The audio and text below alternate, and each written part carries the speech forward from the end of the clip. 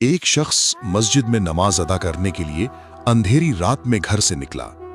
اندھیرے کی وجہ سے ٹھوکر لگی اور وہ منہ کے بل کیچڑ میں گر گیا۔ کیچڑ سے اٹھ کر وہ گھر واپس گیا اور لباس تبدیل کر کے دوبارہ مسجد کی طرف چل دیا۔ ابھی چند قدم ہی چلا تھا کہ دوبارہ ٹھوکر لگی اور وہ دوبارہ کیچڑ میں گر گیا۔ کیچڑ سے اٹھ کر وہ ایک بار پھر گھر واپس گیا اور لباس تبدیل کر کے مسجد جانے کے لیے دوبارہ گھر سے نکل آیا۔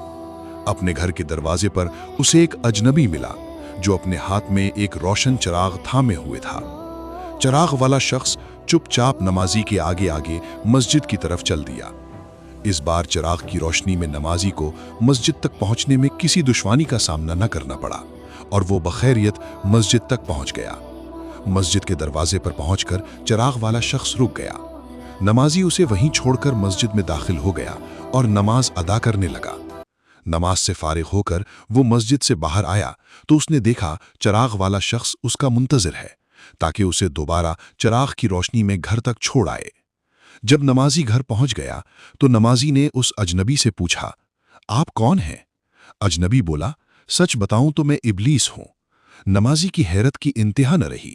اس نے پوچھا، تجھے تو میری نماز رہ جانے پر خوش ہونا چاہیے تھا، پھر تو چراغ کی روشنی میں مجھے مسجد تک کیوں لایا؟ ابلیس نے جواب دیا، جب تجھے پہلی ٹھوکر لگی تو اللہ نے تیرے عمر بھر کے گناہ معاف فرما دیے، جب دوسری ٹھوکر لگی تو تیرے سارے خاندان کو بخش دیا۔ مجھے فکر ہوئی کہ اب اگر تو ٹھوکر کھا کر پیرا تو کہیں اللہ تیرے سارے گاؤں کی مغفرت نہ فرما دے، اس لیے چراغ لے کر آیا ہوں کہ تو بغیر گرے مسجد تک پہنچ جائے۔